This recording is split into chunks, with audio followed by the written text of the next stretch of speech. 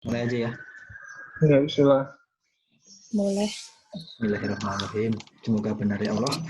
Bener lah. Insya Allah. Saya takut menyesatkan. Oke. Ketika persediaan modal melebihi tingkat kaidah emas, mengurangi tabungan merupakan kebijakan yang baik karena meningkatkan konsumsi. Jadi, kaidah emas itu terjadi apa? Ketika MPK sama dengan depresiasi. Marginal perubahan kapital. Nah, itu sama dengan jadi ini dia sejajar dengan depresiasi. Jadi kalau dia di sini, nih, kan ini kapital yang kaidah emas nih. Kalau dia kapitalnya di sini, nah, ini kan kapital melebihi tingkat kaidah emas. Berarti caranya nurunin adalah dengan mengurangi tabungan, biar investasinya kurang. Nah, jadi jawaban nomor 1 adalah benar. Kalau dia di sini, kebanyakannya di sini, dia menambah investasi. Kan kita tahu tadi kalau kita nambah investasi, tambah besar ini ya. Nah, kita menambah investasi, maka K itu akan bergeser. Oke. Nah, berarti ini salah ya. Jadi itu. Intinya pelajari aja yang masalah grafiknya. Intinya ini kan menjabarkan grafik kan. Ketika modal melebihi kaidah emas, gimana sih caranya? Kurangi investasi. Caranya kurangi investasi gimana? Kurangi tabungan. Bagaimana cara kurangi tingkat tabungan? Bisa juga kan cara kurangi tingkat tabungan dengan bunga tabungan turunin. Itu aja. Punya nggak logika harus main lah di situ. Jadi nomor 1 benar, nomor 2 salah. Itu sih.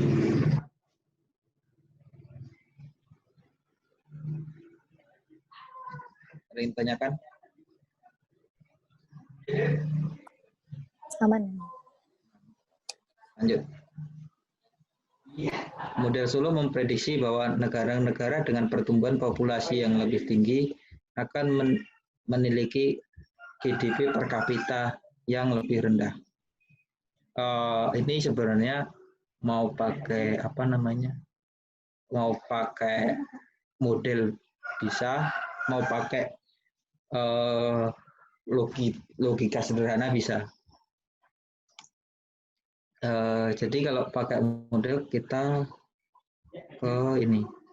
Kalau ini dulu lah pakai sederhananya aja. Pertumbuhan populasi yang tinggi berarti kan nanti pertumbuhan populasi itu tidak bisa mengimbangi pertumbuhan modal. Sehingga modalnya berapa, sebenarnya pertumbuhan modal itu nggak sebanding dengan pertumbuhan populasi. Nah, jadi kapital itu akan lebih rendah. Karena dibaginya lebih banyak. Itu yang kalau pakai logika sederhana. Kalau pakai model Solo, berarti kita pakai ini pertumbuhannya ini. Nah, jadi kalau seumpamanya ininya tinggi nih, pertumbuhannya ini tinggi nih, dia kan seumpamanya gimana ya? Ini depresiasinya, ini depresiasi, ini pertumbuhannya. Kalau pertumbuhannya tinggi, garisnya akan kayak gini nih. Nah, garisnya akan kayak gini nih. Nah, jadi otomatis kan modal per kapitanya lebih sedikit karena dia di sini. Kan ini dilambangin dengan K kecil nih, modal per kapitanya. Nah, jadi akan lebih kecil. Sebenarnya di kesimpulannya ada juga. Nih, jadi model Solo memprediksikan bahwa negara-negara dengan pertumbuhan populasi yang sangat tinggi memiliki tingkat modal dan pendapatan kapita yang rendah dalam jangka yang panjang. Itu.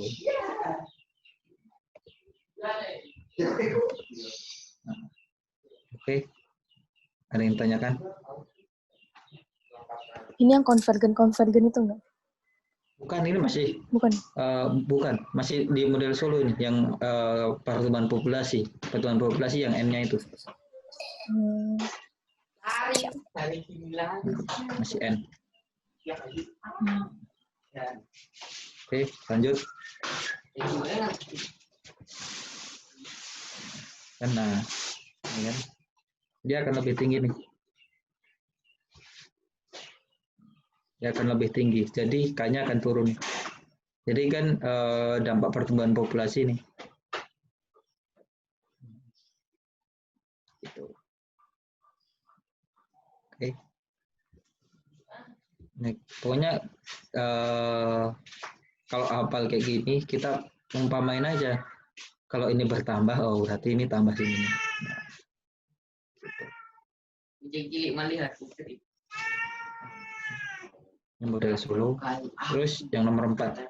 Dalam kondisi mapan, model Solo, tingkat pertumbuhan per kapita hanya ditentukan oleh kemajuan teknologi endogen. Kita tahu ya kalau model Solo itu ini udah dijelasin juga sih, menunjukkan dia membahas tentang modal, pertumbuhan penduduk atau angkatan kerja, kemajuan teknologi. Jadi model Solo. Jadi ini apa? Hanya ditentukan oleh kemajuan teknologi. Berarti salah ya? Kan dia bisa dan dia memperhitungkan pertumbuhan angkatan kerja juga. Dia mengikuti apa namanya persediaan modal juga. Makanya pertumbuhan apa salah, bukan hanya kemajuan teknologi doang. Yang endogen eksogennya ngaruh nggak tuh? Nah ini dari Oh, ini dari kan ini. nah, di bawah kan ada persediaan modal. Persediaan modal itu kan variabel apa eksogennya. Persediaan modal kan dia variabel endogen di dalam. Dia terdiri dari investasi, depresiasi, iya enggak? Dan dia terdiri dari ini. Nah, dia terdiri dari ini nih.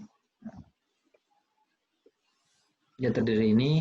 Nah, pertumbuhan dan ini dia variabel eksogen, teknologi dan pertumbuhan. Jadi kan ini salah ya, karena dia dipengaruhi oleh persediaan modal, terus pertumbuhan angkatan kerja, sama kemajuan teknologi. Itu.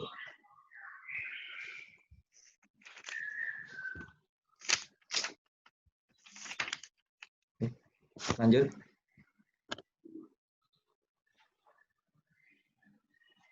Pokoknya tadilah yang apa dia pakai theta terus n sama g ya, efisiensi teknologi. Ini teknologi, pertumbuhan, ini depresiasi. Nah, depresiasi itu apa? Depresiasi kan dari modal dan investasi. Investasi dari mana? Dari tabungan. Ini n itu adalah pertumbuhan penduduk, nah lebih spesifiknya adalah pertumbuhan angkatan kerja. Terus yang ini teknologi.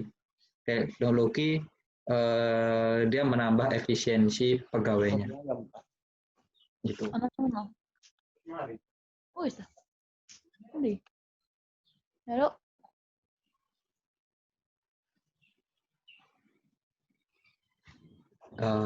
Udah ada yang tanya?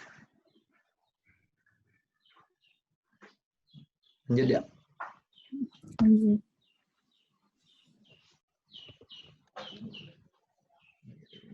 Udah. Terus yang kelima, model makroekonomi menggunakan asumsi harga kaku memberikan penjelasan yang baik dalam jangka pendek. Udah ya, udah itulah. Kalau jangka pendek sticky, kalau jangka panjang fleksibel. Nanti ini dibawa juga ke kurva agregat supply, kurva AS.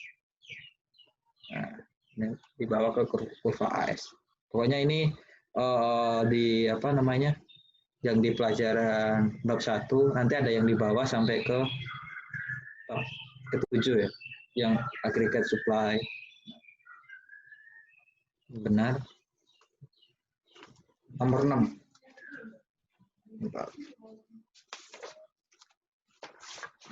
Lebih disarankan menggunakan harga tahun pada saat GDP dihitung dalam menghitung output GDP suatu negara.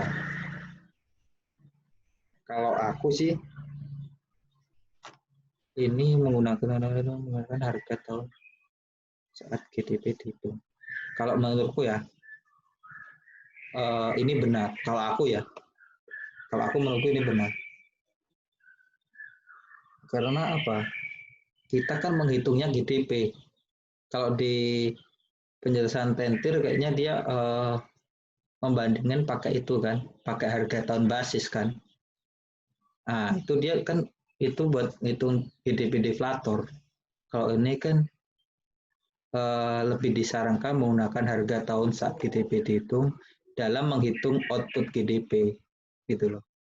Jadi output GDP kita itu untuk tahun ini kita gunakan harga sekarang gitu. Makanya aku menurutku kalau aku sendiri ini benar. Kan rumusnya kan price kali jumlah barang kan. Nah, aku gitu. Nah, kali Y.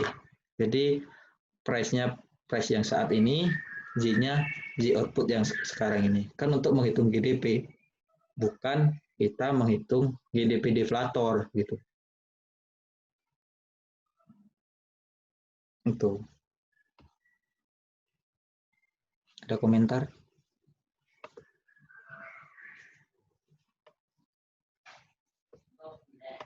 Di situ nggak ada penjelasannya, Pik. Ini penjelasannya. Nah, ini kan. PDB, dia kan jelasin ini aja nih.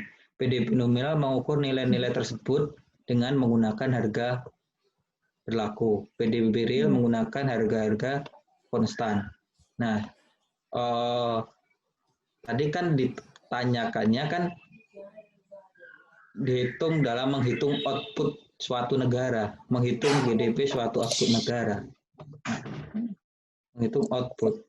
Nah, kan dia menghitung output itu kan semua barang jasa yang diproduksi. Kalau kita ngitungnya umpamanya 2020 itu pakai harga 2019 atau pakai harga 2020.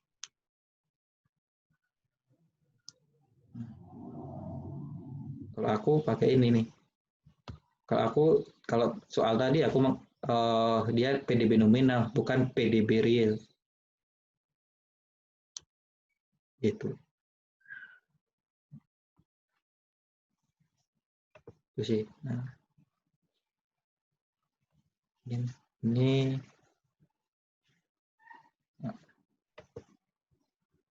atau ada yang bisa menjelaskan nih? Kalau aku sih itu. Kalau aku ini beda sih. Kalau nomor 6.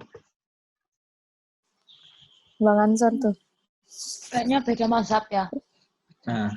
Kalau si Tentor kan kayaknya PDB yang dimaksud itu PDB real. Kalau kamu kan PDB nominal. Iya, karena itu kan menghitung output suatu negara, bukan menghitung kenaikan inflasi kan, menggunakan GDP deflator. Gitu loh. Kalau aku itu nangkapnya. Kalau kita ngitung GDP, umpamanya kita ngitung GDP tahun ini, masa kita menggunakan harga tahun lalu kan menurutku nggak pas gitu loh. menggunakan harga pada saat GDP dihitung. Gitu. Sebenarnya kan ini kan lebih disarankan. Setuju Apit lah. Kalau si alasan dia kan yang di terakhir tuh, setelah itu coba. Yang di nomor Ya. 2 itu mungkin. Nah, Mengapa? enggak yang nomor 2 itu loh. Kalau alasan tentornya sih kayaknya ke arah itu. Kalau Iya, kamu kan tahun ini, ya tahun ini gitu kan. ini kan sebagai indikator inflasi kan, Mbak.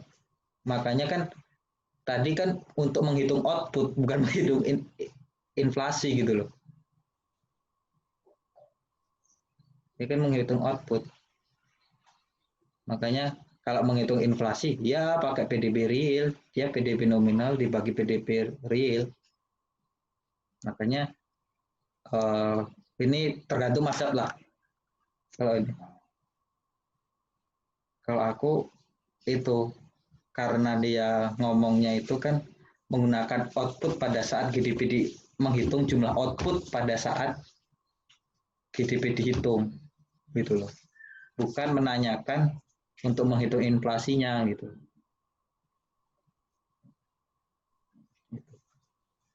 Mungkin ada yang bisa menjelaskan itu, Bang Ansor.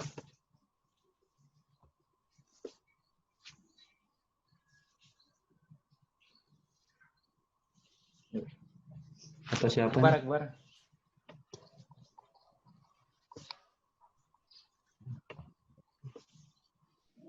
Atau ditampung dulu nanti siapa tahu ada yang Lanjut punya aja lah. solusi dulu aja.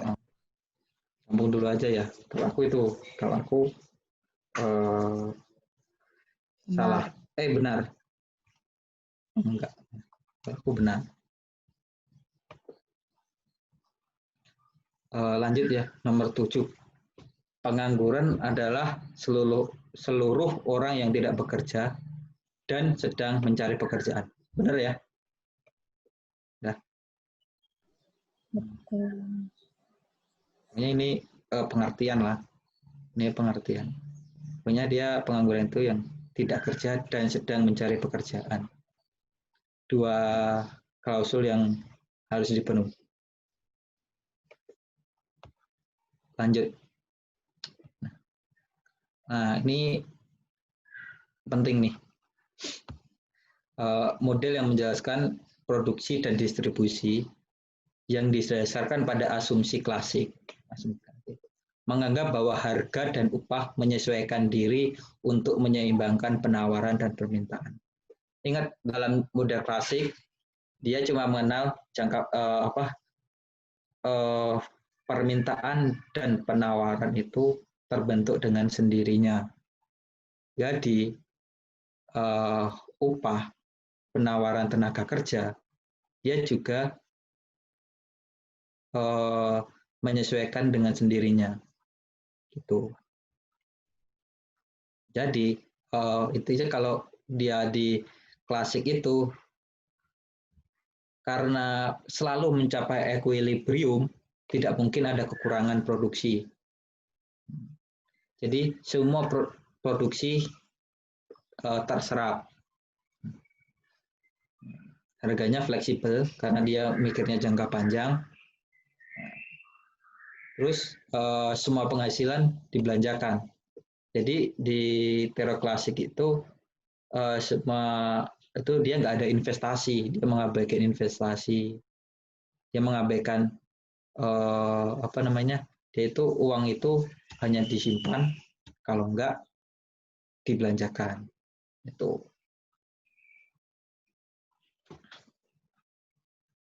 sih, ini teori klasik sama teori Keynes itu dihafalin lah, soalnya penting sih dibawa untuk ke selanjutnya. Bukan semuanya teori klasik itu salah, tapi ada yang beda dengan teori Keynes. Karena di buku kita itu yang dipelajari kan lebih ke Keynes-nya.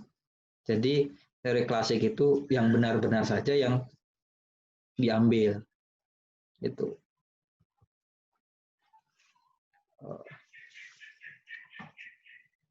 Jadi ini nomor 9, menurut teori ekonomi klasik, uang bersifat netral. Uang beredar tidak mempengaruhi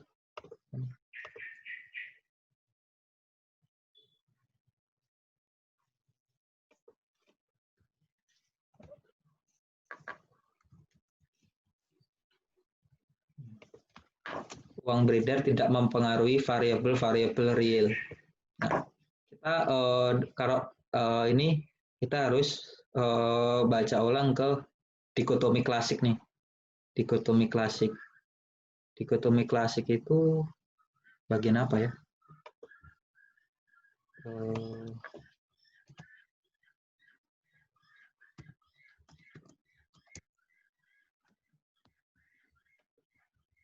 Nah, ini.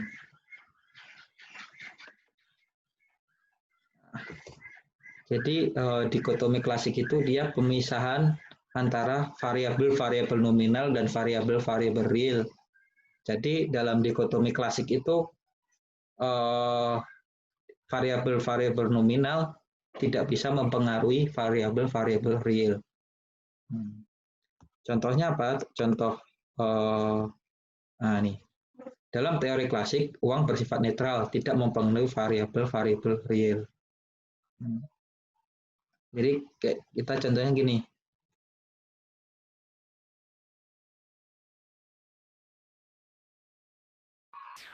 Halo. Yuk. Keputus suaranya.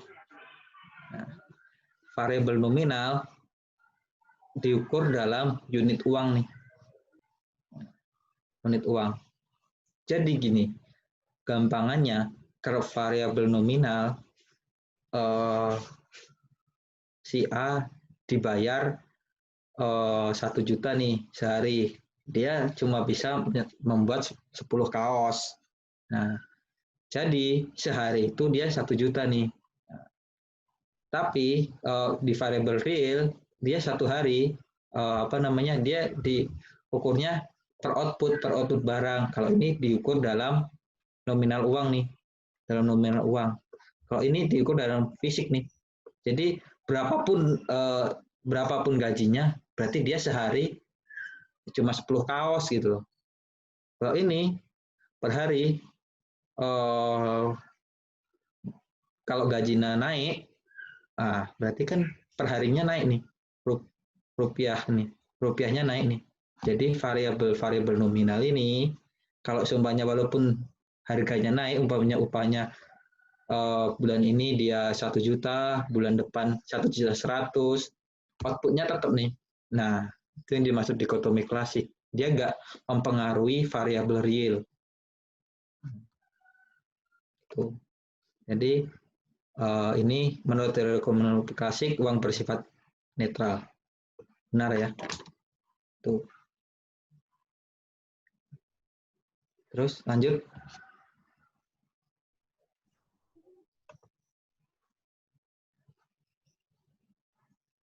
Halo. Lanjut. Oke. Nah, ini udah di situ tadi. Nah, ini udah juga.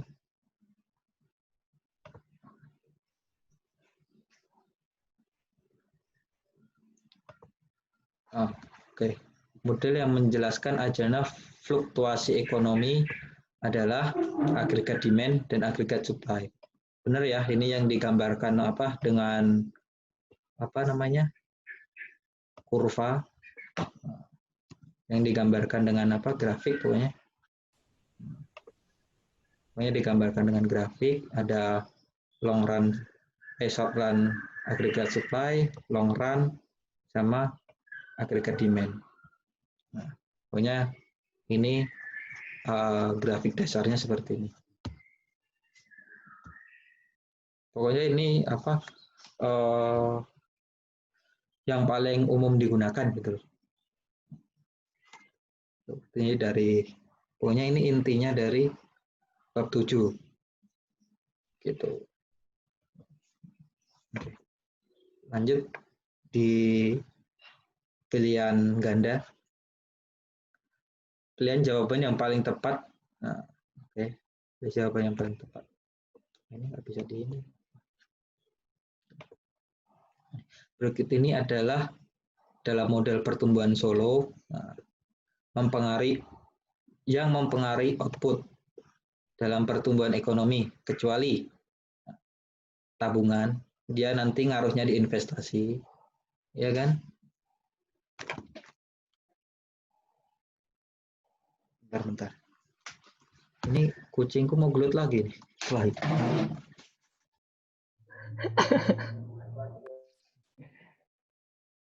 Kemarin hidup nggak sih itu? Sekarat katanya Mas. Ya nggak, Lip? Katanya gitu sih. Terkapar. Iya, Pak. Timur kemana sih Timur? Dari pagi nggak ada loh. Timur Kemarin tadi, juga nggak ada. tadi di grup dia bilang refresh otak dulu. Dari mana? Beres-beres kamar. Gila, beres-beres kamar pakai otak aja. Iya siap banget dah bang. persiapan bang. Oh, Timur jadi ya? Jadi apa? Persiapan bang.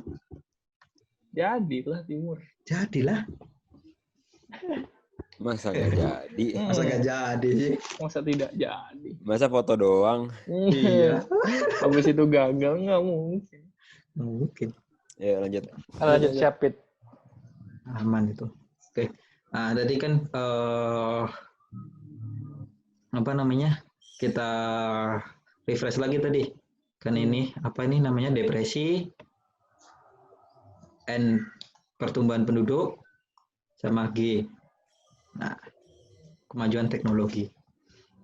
Teknologi G ini populasi N, tabungan ini bagian dari ini kan. Berarti yang enggak inflasi ya. Nih.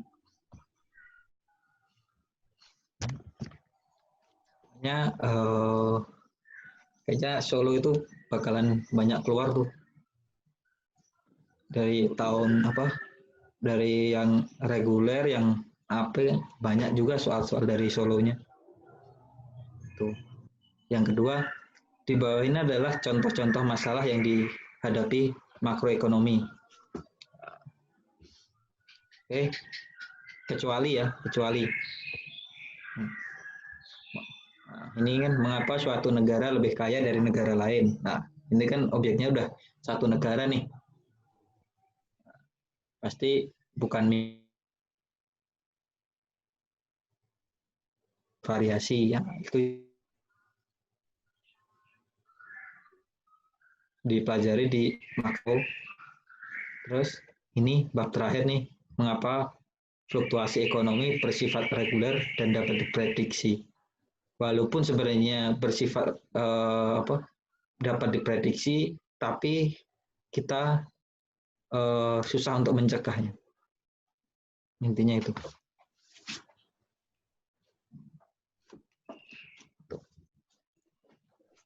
Berarti yang enggak yang dia. Benar.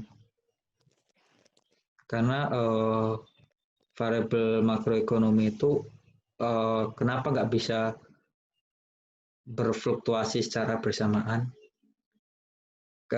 Gini, jadi setiap negara itu mempunyai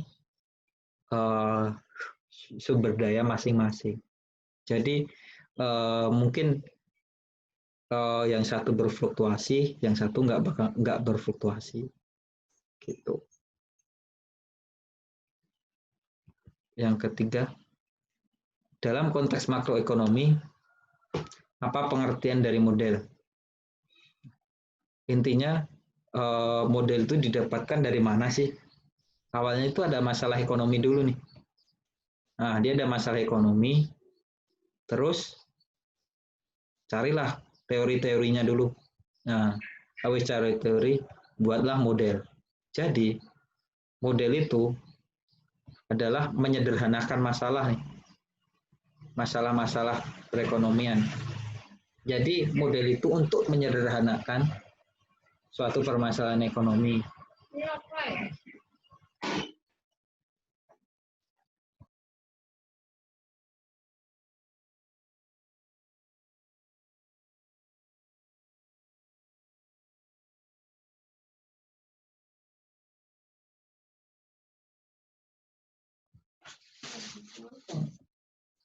Sorry. Aku ulangi ya. Jadi untuk menyederhanakan masalah dengan dia menggunakan asumsi dan mengabaikan hal-hal yang tidak relevan. Nah itu. Jadi yang paling tepat ini. Oke. Yang C itu ya mengecoh ya. Ya mengecoh nih. Ini harusnya kan kita bahas satu-satu aja ya. Model adalah sebuah persamaan matematika dalam ekonomi. Bisa jadi menggunakan persamaan matematika. Ini salah satu aja. Salah satu model itu menggunakan persamaan. Bisa. Tapi bukan pengertian dari model. Nah, salah satu membuat model, salah satunya kita bisa dengan grafik, bisa persamaan matematika, bisa dengan tabel atau apa, itu bisa. Terus yang ketiga, simplifikasi dari beragam persoalan ekonomi agar dapat dipahami dengan mudah. Ini enggak ya? Karena masalahnya spesifik nih. Spesifik. Kayak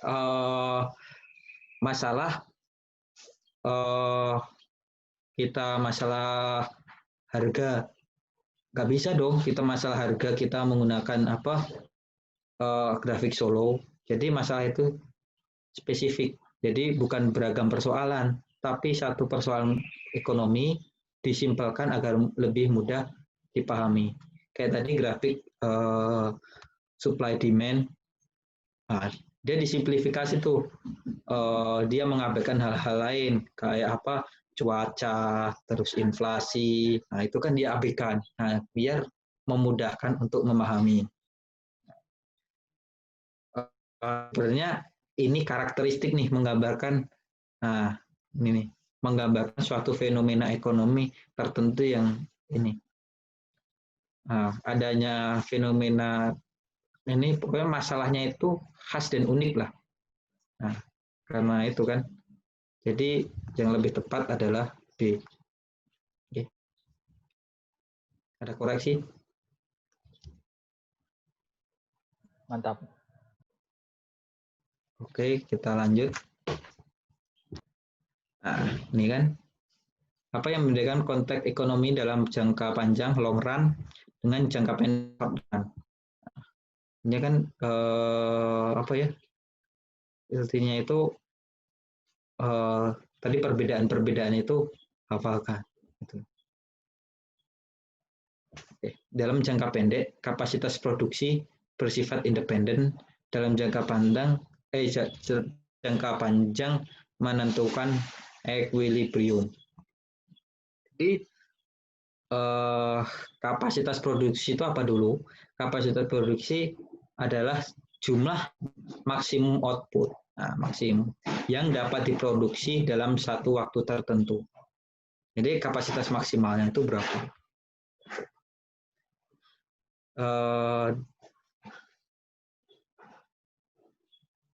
Dalam jangka pendek, kapasitas produksi itu independen nih. Dia mencetaknya itu dia kenapa ya? Mudahnya itu gimana ya? Jelasinnya. Kapasitas produksi umpamanya mesin nih. Dalam jangka pendek dia bisa nih produksi sesuka-suka dia gitu loh, independen, dia gak terpengaruh apa-apa gitu loh. Tapi dalam jangka panjang, karena dalam jangka panjang kita ingat ekonomi klasik kan, dia dalam jangka panjang kan selalu tercapai equilibrium. Nah, makanya dalam jangka panjang dia akan menentukan equilibrium. Kenapa yang dalam jangka yang B salah? Sebenarnya dalam yang B ini kapasitas produksi menentukan harga dalam jangka pendek, kapasitas produksi menentukan harga. Harusnya kan harga itu berubah apa? Pada saat jangka panjang kan? Kalau jangka pendek harga kan kaku. Yang fleksibel sama sticky itu ya? Berarti ini salah. Nah, dalam kapasitas produksi menentukan fluktuasi harga. Kita tahu kan, harga itu dalam jangka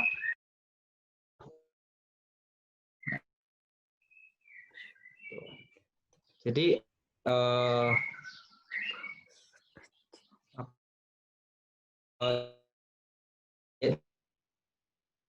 ini kan agregat supply-nya kan gini nih, yang SR-nya. Nah, ya harganya tetap nih, berapapun jumlah produksinya. Jadi ini nih, nah menjelaskan ini nih. Nah, ini kan SR, yang ini, SRAS-nya. SRAS. Dia kan, jadi kan ini price-nya tetap nih. Nah, price tetap, tapi J kan bisa berubah-ubah nih.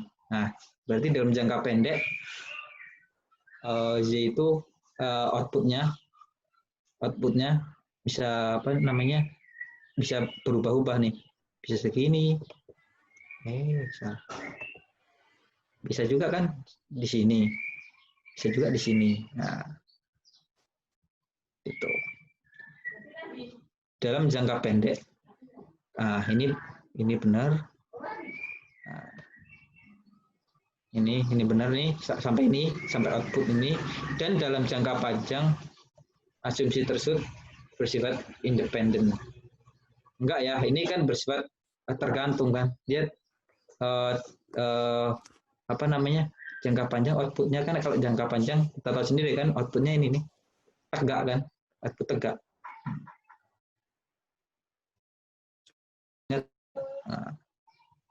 jadi bukan bersifat independen, tapi dependen. Soalnya dia tegak itunya, kurvanya dalam jangka panjang. Nah, makanya ini short run, long run, itu apa banyak di bawah lah di makro ini. Ada koreksi?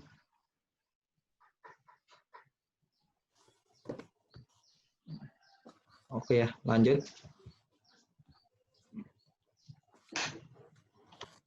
Oke. Ini nih.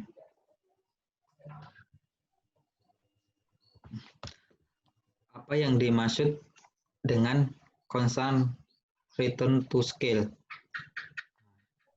Ini nih, aku belum paham nih. Ada yang bisa jelasin nih? Return to scale. Sering denger sih.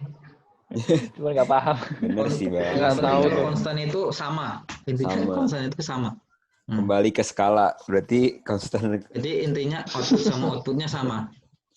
Intinya kan kita intinya kan yang dibahas ini apa, penawaran, permintaan, output, input. Nah, kan itu aja kan. Kita dua sisi aja. Penawaran, permintaan, sisi output, sisi input. Jadi kalau concern itu ya kalau nggak penawaran atau intinya yang ditawarkan, yang diminta itu sama.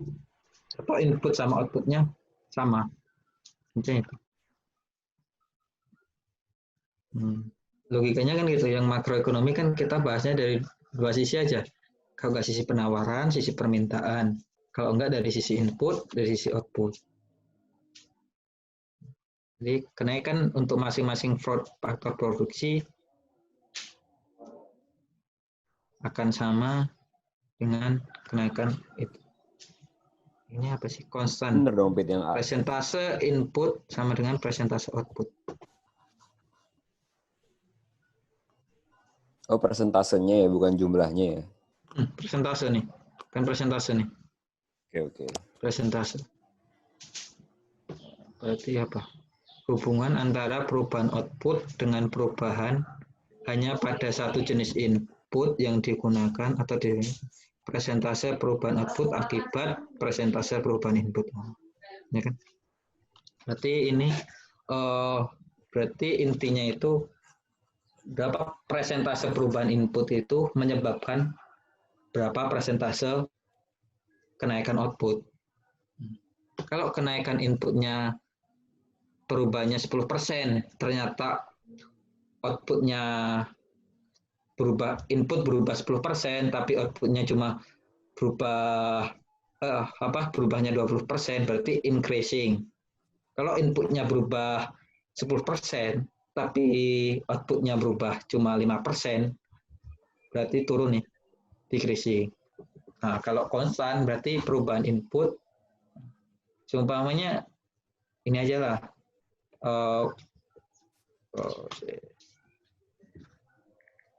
jumlah pekerja nih, cuma inputnya kan input itu adalah labor sama kapital kan. Nah, outputnya kan J. Nah, kita output pakai J. Nah, persentase perubahan ini, umpamanya ini naik, ini naik 10%. Nah, kalau ini naik juga 10%, itu berarti sama nih, konstan. Kalau inputnya ini, kan input di sini disederhanakan di makro ini kan hanya labor sama kapital. Kita mengabaikan hal-hal lain.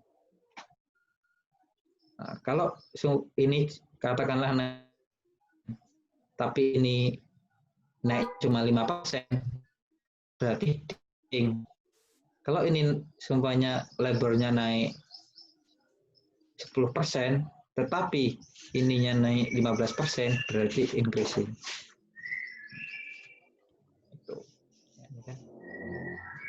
Bisa juga kan, ini yang naik bisa juga. Kan dia fungsi produksi kan fungsi labor tambah fungsi kapital.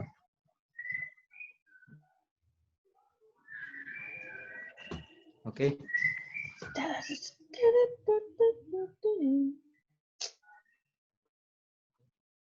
Nomor 6. Apabila Y2 adalah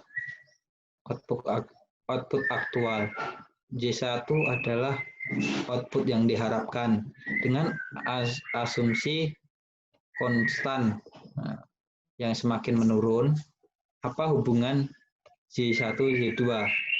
Berarti kalau output nih, oke. Gimana cara jawabnya ya? Y2 output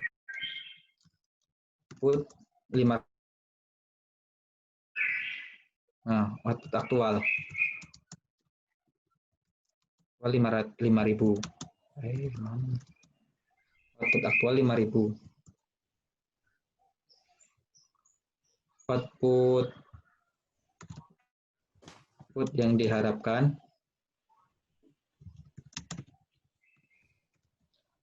dan dia output yang diharapkan dengan asumsi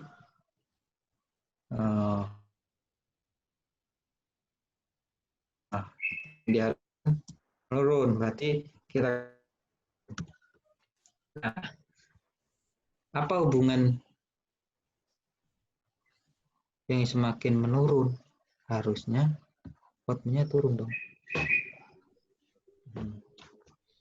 Ada yang bisa jelasin? CRTS itu yang constant return tadi, ya? Bentar. Kamu jelasan tadi bukan sih? Ya, konstan ya? CRTS ya. Oh iya. CRTS ya. Berarti output. Tapi kan CRTS itu ngejelasinnya input sama dengan output kan? Iya, benar. Persentase lagi.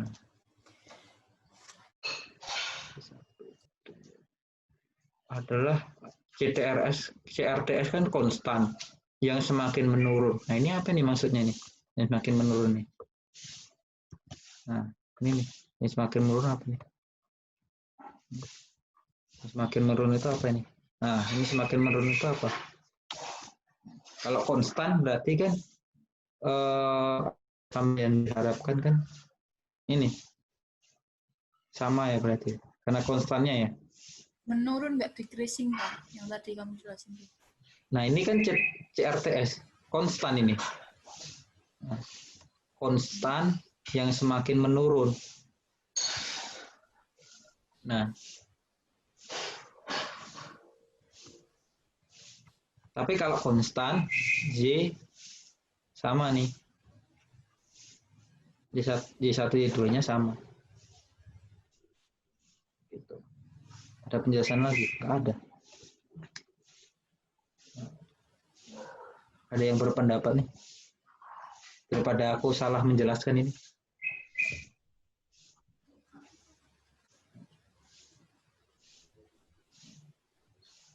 Makanya kalau tadi kan yang RTS yang semakin menurun nih. Ini nggak tahu nih apa ini maksudnya. Ini kali kenapa jawabannya tetap sama, soalnya CRTS tadi kan. Iya, Ya, duanya menurun, di satunya juga menurun gitu kali, makanya CRTS-nya. Oh iya, benar-benar itu ya, karena CRTS yang semakin menurun ya. Oh dia cuma itu ya. Oh iya, dia kan cuma bandingin output sama input gitu. Bisa. Oke. Aduh, ini COP12 ini nggak tahu nih aku dalam fungsi COP12. Tapi kan tadi kayaknya di teori itu ya, teori konvergensi kalau. Ini pertumbuhan ekonomi nih. Nah, di teorinya apa Solo sama teori konvergensi nih. Jadi negara kaya cenderung tumbuh lebih cepat dari negara miskin, enggak ya? Enggak. Kebalik. Negara miskin cenderung tumbuh lebih cepat dari negara kaya, benar ya? Negara miskin cenderung memiliki produktivitas atas model yang lebih tinggi. Miskin lagi gimana sih? Iya. Salah. Negara miskin cenderung memiliki produktivitas atas tenaga kerja. Negara miskin. Salah. Ya Allah. Miskin salah. Nah, ini kayaknya di pertumbuhan ekonomi nih. Udah miskin, bandingin lagi. Iya. Itu. Ngetik kali itu. Oh itu Cok Douglas toh, baru tahu aku. Ada namanya di Discord kok soalnya. Oh. Double Ganger belum ya? Mana ya? Stasi golden rule.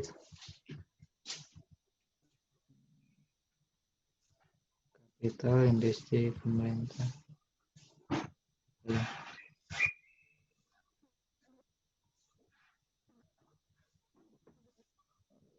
Ada. Miskin. Control F nggak? Negara miskin. Atau COP 12?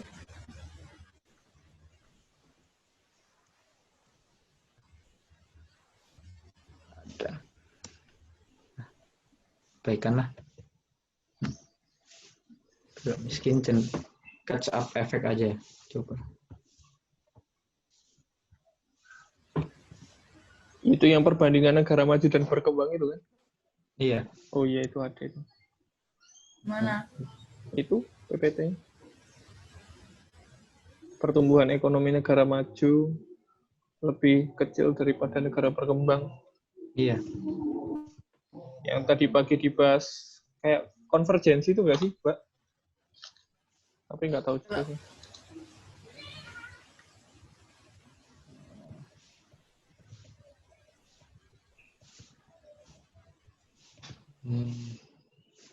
Mana defisit suatu di empiris. Ini nggak sih, kan ekonomi terus pada 2 bab nggak sih? Yang pertama. Kayaknya ini digabung di sini.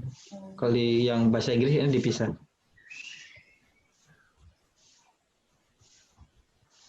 Pak Manki. Nah itulah pokoknya. Kita lanjut aja lah.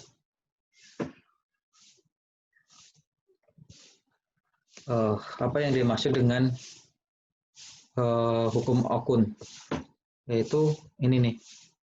Hubungan negatif antara PDB dan pengangguran. Jadi kalau PDB-nya naik, penganggurannya turun. Sebaliknya. Dan sebaliknya. Jadi, kita bisa carinya, kalau ini diketahui salah satu, kita bisa cari salah satunya. Gitu. Seumpamanya tingkat penganggurannya 2%. Berapa nih PDB-nya? Gitu loh.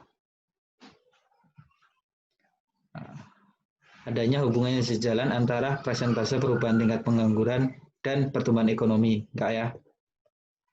Kan dia berhubungan negatif. Negatif itu maksudnya yang satu naik satu turun gitu ya? Iya. Oke. Adanya hubungan sejalan antara pengangguran dengan pertumbuhan ekonomi. Enggak. Salah. Adanya hubungan yang berkebalikan antara tingkat pengangguran dengan pertumbuhan ekonomi. Enggak ya? Kalau kebalikan dia bukan kayak gini. Dia kalau hubungan berkebalikan, nah, dia ini kali nih. Nah, ininya kan ini. Jadi kalau di substitusi dia di bawahnya nih kalau berkebalikan. Nah, kalau presentase berkebalikan, nah ini pakai ini minus. Itu aja. Kita coba ini aja ilustrasikan ya. Katakanlah kan PDB-nya, PDB-nya katakanlah berapa? PDB-nya 10% nih, kenaikan PDB-nya 10%.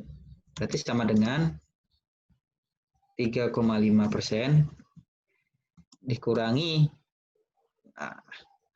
2 kali berapa? Gitu loh.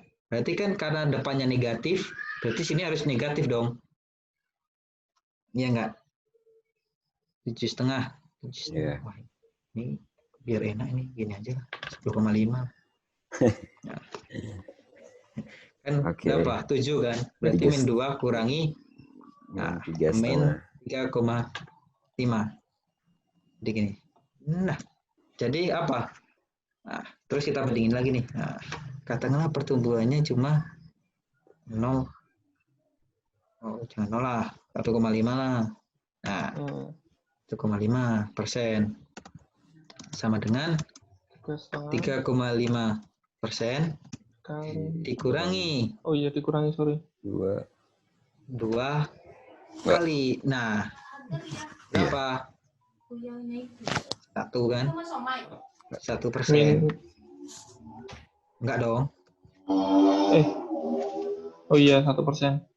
Enggak. Itu min positifnya yang dalam kurung itu artinya apa, Pak? Turun. Penganggurannya turun nih. Pengangguran turun 3%. Penurunan. Jadi jadi PDB-nya bisa naik nih. Oke. Kalau kita cari yang tengah-tengah nih. Oke. Kita cari yang tengah-tengah. Tapi Pit yang bawah Pit kalau pengangguran naik 1%, PDB-nya naik 1,5%, berarti sama-sama naik dong. Bentar. Ini kita harus 3 perbandingan nih, bentar. 3,5% sama dengan 3,5% dikurangi 2 kali 0. Nah, seumpamanya nih di hukum Okun, kalau penganggurannya itu tetap nggak nambah nggak kurang, pertumbuhannya itu cuma segini nih menurut hukum Okun. Menurut hukum Okun loh. Kalau penganggurannya itu nambah 1%, PDB-nya turun nih. Itu turun nih. Nah, kalau penganggurannya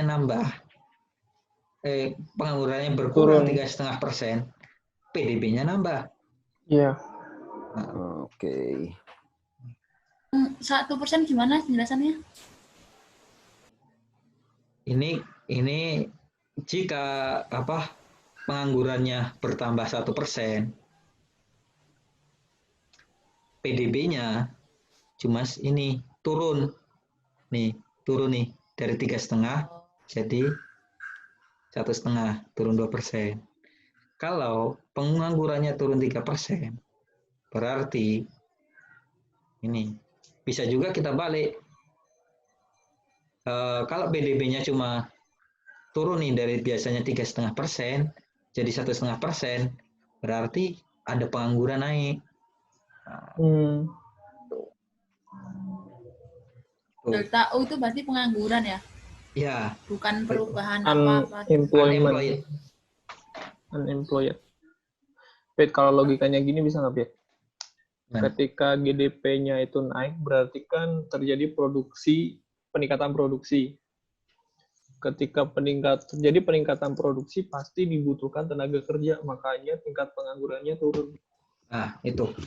Gitu ya? Masuk. Masuk ya? Ah.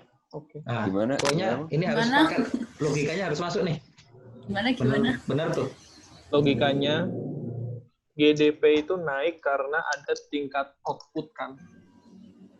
GDP naik karena tingkat outputnya naik gitu. Iya, karena outputnya bertambah. Outputnya kan berarti kan barang-barang produksinya bertambah. Ketika ingin meningkatkan barang produksi, pasti dibutuhkan tenaga kerja yang banyak juga kan. Ketika terjadi kenaikan tenaga kerja, pasti tingkat penganggurannya akan turun. Oke. Logikanya kan gitu. Ya. Betul. Siap. Ya. Kalau diruntut panjang itu. Iya. Kalau sampai situ doang ya, kalau dilanjutin lagi bisa berubah lagi tuh Bang. Gimana Ya tuh? kan? Kalau pertumbuhan populasinya naik kan angkatan kerja makin naik. Kayak Jadi juga masih sih banyak kalau yang kerja tapi masih banyak juga yang pengangguran masih karena banyak populasi juga naik. pengangguran. Benar. Jadi kita stop aja sampai situ. Tek udah ya. Ya, Ya beda, kan? soalnya ntar beda kasih. Siap. Lanjut. Oke, lanjut. Pokoknya itulah logikanya harus jalan ini. Tuh.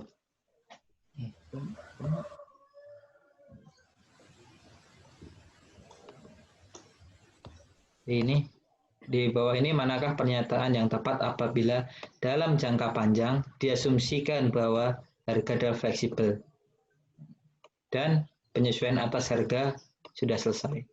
Oke.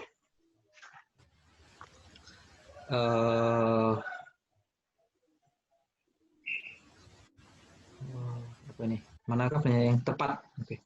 Output ditentukan oleh fungsi permintaan, kapital, dan labor. Ini aja. Kapital dan labor itu adalah faktor produksi. Faktor produksi kan. FP. Faktor produksi ini. Nah, aku tulis aja ya. Kapital dan labor K, L itu kan faktor produksi.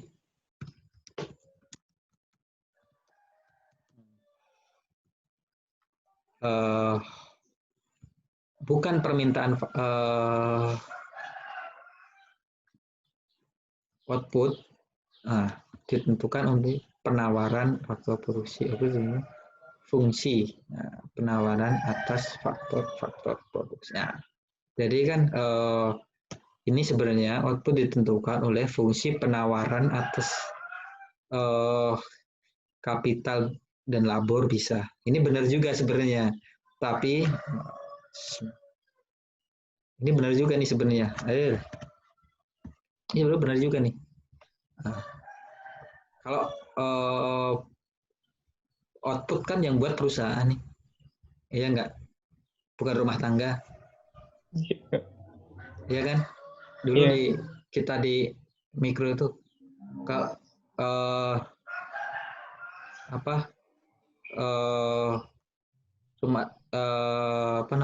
kalau perusahaan kan membutuhkan, berarti dia mau meminta faktor produksi, gitu. Perusahaan meminta faktor produksi. Terus kalau rumah tangga itu menawarkan faktor produksi. Jadi output itu secara logika kan tadi ditawarkan oleh rumah tangga, nih ditawarkan kan. Jadi kalau yang nawarkan banyak, kalau kita minta, intinya kalau kita minta, apakah selalu dikasih? Kan enggak. Jadi harga fleksibel itu ketika penawaran ditentukan oleh penawaran faktor-faktor produksi. Kalau faktor-faktor produksi itu faktor produksi itu ditawarkannya banyak, dia akan menentukan output tuh. Tapi yang B sama D sama, Pit. Ya, makanya kan faktor produksi kan, kapital, labor, kan dia termasuk faktor produksi. Sebenarnya kan ini benar juga, Lip, tapi kan faktor-faktor produksi kan nggak cuma itu aja. Nggak cuma kapital sama labor. Nggak cuma kapital sama labor. Gitu. Material, indirect. Oh, itu Akbi. Kirain beneran. Tapi teknologi itu bukan faktor produksi ya, bukan? Ya, itu juga. Dalam itu kan jadi faktor produksi juga gitu loh. Kan dia meningkatkan efisiensi. Kalau di model Solo dia menggunakan efisiensi tenaga kerja kan. Jadi seumpamanya dengan teknologi tenaga kerja itu awalnya cuma bisa menghasilkan 10 kaos. Dengan adanya produksi dia jadi 20 kaos. Nah, dia masuknya nanti kalau di model Solo dia masuk L. Tapi kan dia juga termasuk faktor-faktor produksi nih. Itu makanya kenapa pakai faktor produksi bukan pakai ini, karena ini lebih mencakup secara generalnya. Tuh. Nah. Tuh, oke. Lanjut. Apa hubungan antara kebijakan fiskal atau moneter dengan asumsi netralitas uang? Oke. Kita kembali ke tadi dikotomi klasik ya. Tadi itu dikotomi klasik. Dalam jangka panjang, kan dikotomi klasik apa? Dikotomi variabel nominal tidak akan mempengaruhi variabel. Ya udah. Sebenarnya kebijakan fiskal atau moneter itu kalau dengan hanya dalam jangka panjang balik lagi kayak ini kan, kayak yang di ini, ini kan nanti dalam jangka panjang kan dia tetap nih awalnya gini,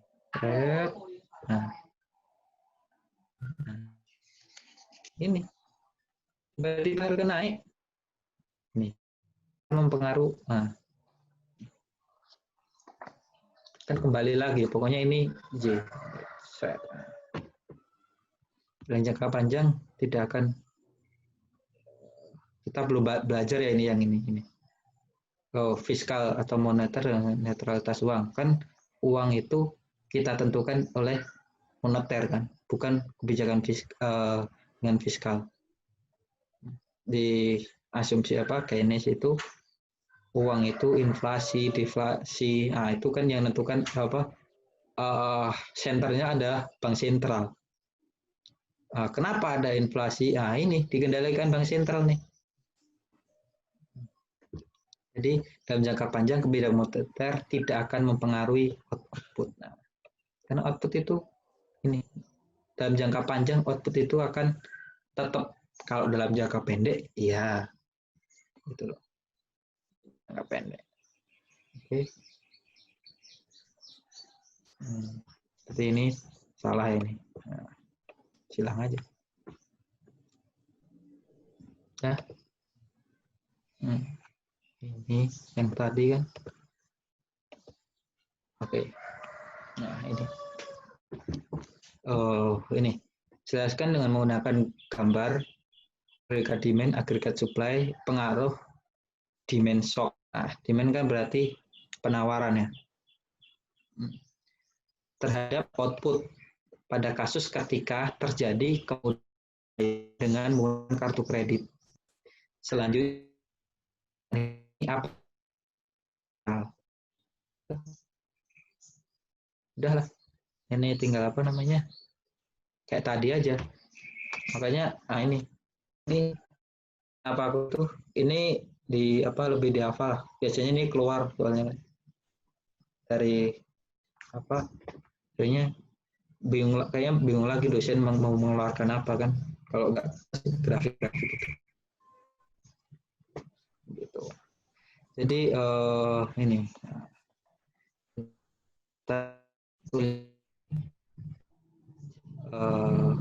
kita menggunakan persamaan uang. Jadi MV sama dengan P kali Y. Oke. Ini kemudahan dalam pembayaran dengan menggunakan kartu kredit. Ini soalnya kayak tadi nggak sih? Iya, makanya itu, Pak. Ini gitu. Tahun ini diulang lagi. Maksudnya gini, dia Persis, akan kan? mirip, Mbak. Iya, persis. Kalau ini Gitu. tadi maksudnya persis kan sama kartu kredit. Berarti kan M-nya naik kan? Iya benar. Oke. Tadi kan menambah uang beredar dengan kemudahan dengan kartu kredit ini cuma kemudahan dalam pembayaran dengan kartu kredit. Makanya kan sebenarnya dia itu nggak jauh-jauh menyimpang gitu dari dari buku gitu. Jadi masih tetap gitu. Dengan karena ininya naik, jadi kan di sisi kiri ini naik, berarti sisi kanan harus naik dong. Iya. Sisi kanan harus naik. Kan sisi kanan naik ini ke sini seret. Nah. Jadi dari A sini dalam jangka pendek, jangka pendeknya ke sini nih, awalnya dari ke sini karena ada kemudahan kan dengan otomatis kan dengan kemudahan jadi kita ingin beli banyak kan di sini. Jadi ini karena dalam jangka pendek itu tetap harga itu kaku tadi sticky, ya udah kita kasih titik di titik B. Nah di jangka panjang kita kasihlah di titik C. Yang penting kita tentukan aja titik A, B, C. A di equilibrium awal, B di yang kedua dengan short run, yang C di long run. Udah tinggal di ini kan dihubungkan. Oh, ternyata dalam jangka pendek ini outputnya nambah. Jadi yang kita konsumsi tambah nih. Tapi dalam jangka panjang harganya yang naik. Laku banyak kan kalau logika, maksudnya logika kalau kita dagang logikanya, wah banyak nih yang beli, kita pengen untung kan, ya udahlah kita naiknya. Tapi dengan kita naikkan harga, ya nggak semua orang mau beli dong. Nah, dia kembali lagi, gitu. Intinya gitu. Oke. Tapi kenapa M naik ya, Pit? Hah? Tadi kata Mbak Sinta M naik. Kenapa tuh M naik? Karena kan kemudahan dia uang yang beredarnya tambah banyak, Lid. Kan bukannya orang udah punya kartu kredit. Di sini kayaknya case-nya kartu kredit itu duit. Kartu kredit itu duit. Gitu loh. Jadi kan kayak gampang loh. Kan kartu tinggal kredit gesek. Aku kan jadi belanja gitu. Jadi tabungannya turun, makin banyak belanja gitu, uangnya makin keluar banyak gitu. Oke. Itu deh. Perputarnya. M-nya tetap, cuma transaksinya dengan menggunakan kartu kredit makin gampang kan, kemudahan transaksi kan jadinya kan. Jadi transaksinya makin banyak. Tapi M-nya tetap ya. M-nya tetap ya. Kita tahu itu M konstan, jika M konstan ya, dalam artian M konstan. Ada penjelasannya juga. Berarti kalau yang soal tadi juga sama nggak sih berarti harusnya? Menambah uang. Kalau yang soal Tapi tadi. sama kartu kredit juga. Kemudian yang tadi yang mana sih? tadi saya yang Di pagi. 18. Oh, yang 17-18 ya? 18-19. Oh, sorry. Ini kan 17-18. Mana sih? Kartu kredit juga itu ya, Mbak? Gimana sih? Ih, coba lah lihat. Yang tadi pagi kan? Jelaskan kurva tadi loh. Mas dari pagi. Kan menambah jumlah uang yang beredar. Aturan penggunaan kartu kredit sama. Kalau ini ya, benar. Mana tadi? Soalnya tadi. Pojok. Pojok kiri nggak? Bukan. Bukan. TM9. Bawa sendiri ya. Ini apa? Uang tunai yang ingin dipegang tuh. Nah, dia meningkatkan velositas ya. Perputarannya ya. Tapi kan uangnya tetap kan, tapi dia ini yang dipengaruhi bank sentral ini dinaikkan ini. Sisi kiri naik nih. Sisi kirinya. Sisi kiri naik, berarti sisi kanan harus naik juga dong. Tuh. Sisi kiri naik, sisi kanan harus naik juga. Jadi intinya kok soal kayak gini tuh, misalnya kayak MV ya, entah salah satunya pasti satunya konstan gitu ya. Iya. Tapi gimana kalau misalnya dua-duanya aja? Naik. Misalnya nggak mungkin kan kalau dua-duanya naik, soalnya kan dia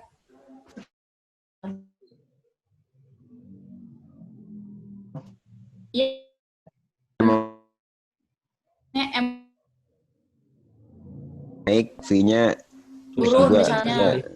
Susah terjadi tapi. Susah terjadi. Kalau gitu berarti diimbangi ini, Mbak. Price-nya naik, pendapatan juga naik gitu. Output-nya juga naik berarti kalau kayak gitu. Harus dia itu. Enggak, tapi susah terjadi. Kiri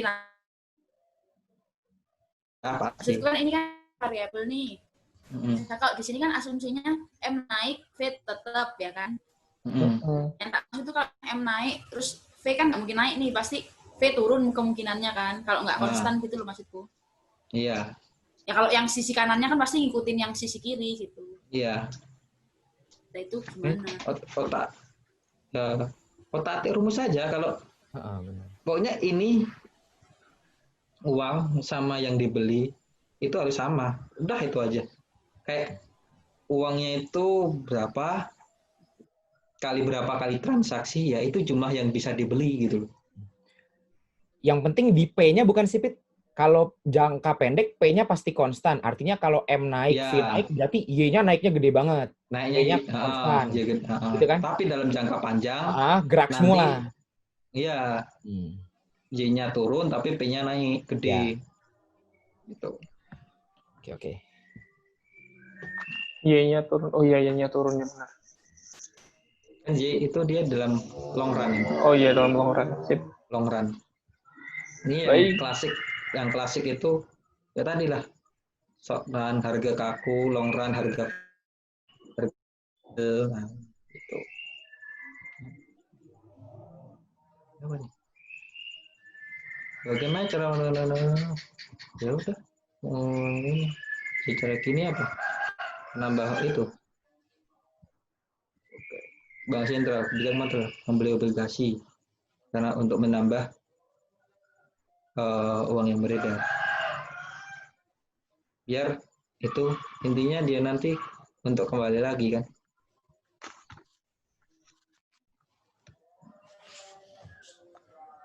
Oke.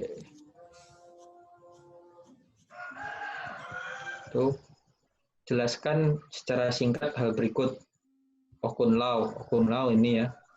Ini yang tadi udah kita kalau itu masukkan aja rumus buat jelasin. Masukkan angka aja. Terus struktural unemployment. Nah, terus labor cost, CPI, disposable income. Kita bahas aja. Pengangguran struktural itu adalah karena jumlah yang cari kerja sama pekerjaan yang tersedia lebih banyak yang kerja. Udah, itu benar-benar struktural, yaitu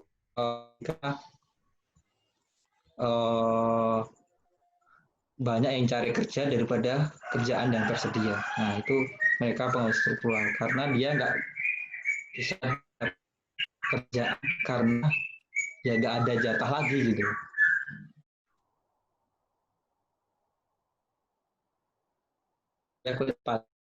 biaya kulit sepatu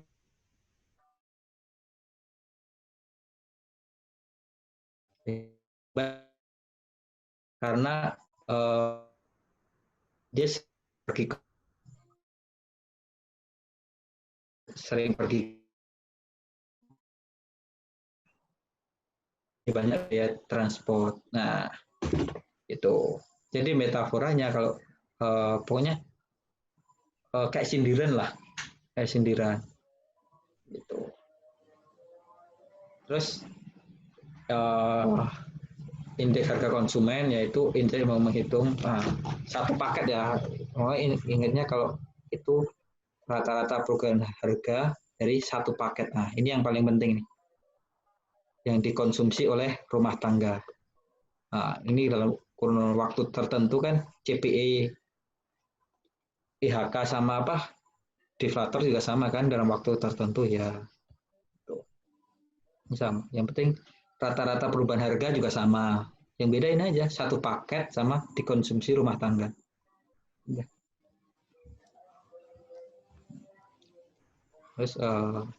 Terus yang disposable income yaitu pendapatan yang siap dibelanjakan, yaitu pendapatan perseorangan dikurangi dengan pajak langsung. Ini kayaknya di national income kalau nggak salah. National income atau bukan? Ini apa ya?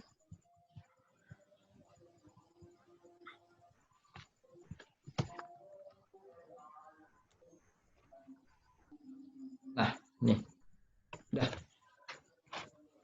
Ini. Di slide halaman 55.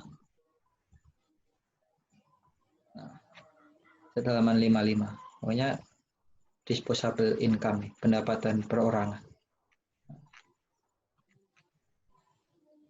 Ini, udah. Ini.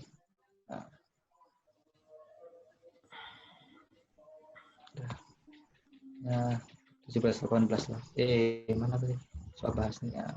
Udah, disposable income udah. Nah, dalam perhitungan GDP, apa yang dapat Anda sarankan? Minimum 2 saran agar terhindar dari double counting. Kan dalam itu kita kembali ke pengertian GDP. GDP-nya? Itu yang diproduksi, berarti barang jadi kan. Nah, karena barang jadi atau barang akhir, jadi dia tidak menghitung, pertama tidak menghitung barang setengah jadi, gitu. Terus dia nggak menghitung barang bekas, barang setengah jadi, ya kan? Barang ilegal dia nggak masuk, kan kita pokoknya masih legal-legal aja. Terus di luar perbatasan, kan kita ini kalau GDP kan dalam negeri kan, jadi kalau di luar perbatasan nggak usah dihitung.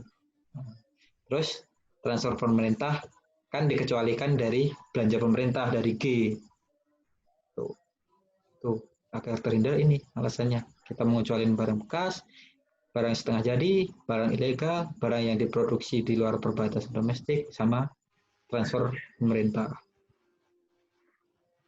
Udah. Ada koreksi?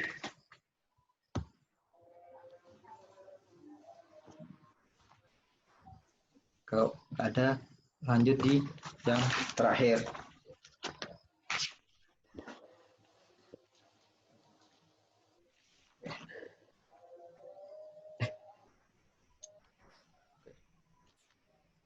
Jadi hal penting bagi suatu negara adalah bagaimana mempertahankan output mereka dari tahun ke tahun. Maka konsep pertumbuhan ekonomi menjadi topik menarik para ekonom.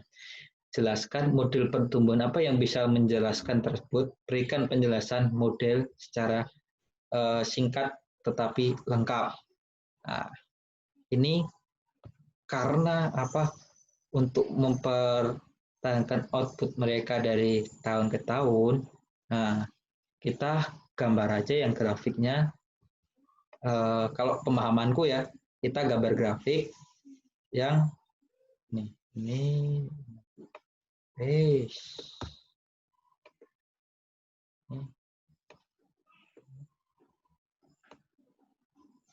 Nah, udah pertumbuhan apa yang bisa udah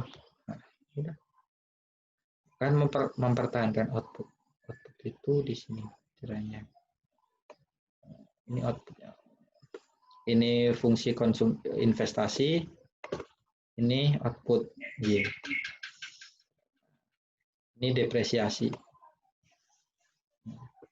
Karena kita ini apa? Mana tadi? Mempertahankan output. Ya udah nih. Cari aja yang ini. Bisa menjelaskan terus. Kita cari aja nih pertemuan ini. Udah. Ini aja udah. Nah. Ini aja. Kan pertumbuhan solo. Nah, itu. Kondisi kan agar terjadi ke kondisi mapan kan. Agar terjadi kondisi mapan. Nah, gitu. Kita gambarin aja. Kan ini bahkan model pertumbuhan yang bisa menjelaskan hal berikut. Nah, kalau dia kapitalnya kurang ya tinggal kita tambahin investasi. Kalau dia di sini tinggal kita kurangi aja investasinya. Udah, itu aja. Untuk mempertahankan. Kalau di sini kita kan pertumbuhannya sedikit tuh. Nah, berarti outputnya itu dia stabil. Yuk. Berarti kita nanti ketika gambar kayak gini kita menjelaskan yang golden rule-nya apa kaidah mapannya ya untuk mempertahankan pertumbuhan ekonomi. Karena apa?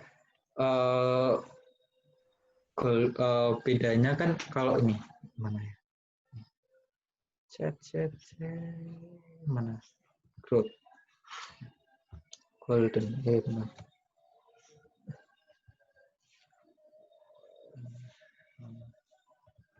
Golden.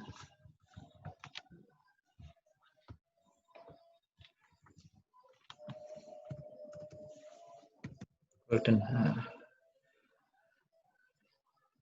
Dia ini aja. Tapi bisa juga nih dia apa membagikan steady state juga bisa juga bang. Kalau tapi oh iya ya harus steady state ya. Kalau golden rule ya biar itu.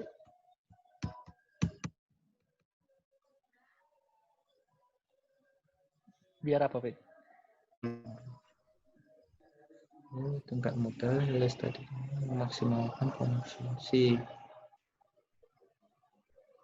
Data sampai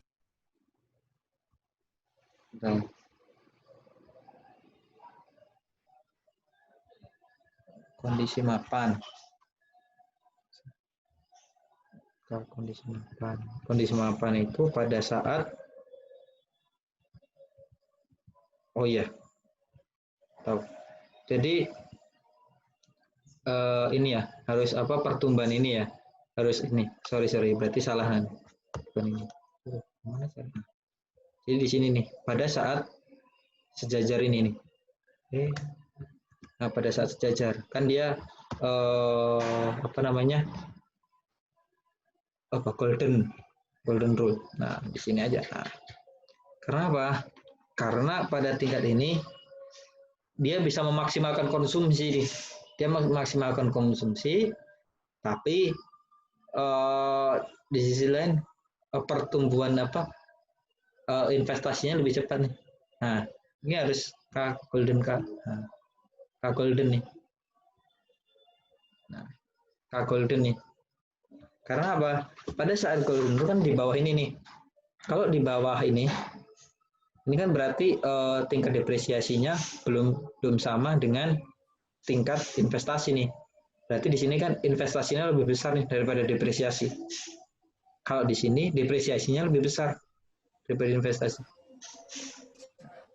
Jadi pada saat di sini pas ini laju pertumbuhannya sama.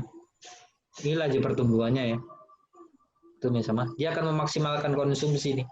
Nah, jadi caranya negara adalah bagaimana setiap negara sebenarnya dia bagaimana cara dia mempertahankan ini menuju ke golden rule. Kaidah emas. Berarti yang paling bagus itu suatu perekonomian ketika golden rule ya?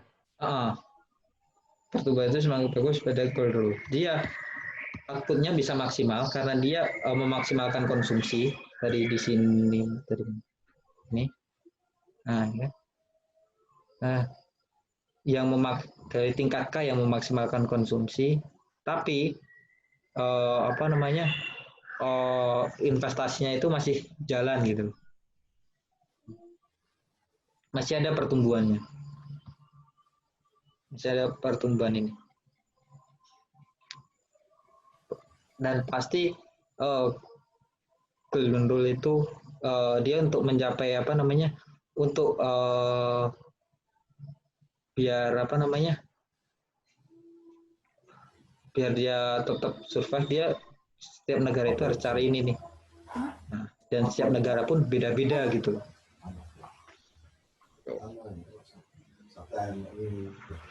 Sate terus. Itu sih 2017-2018. Ada koreksi guys, ada koreksi.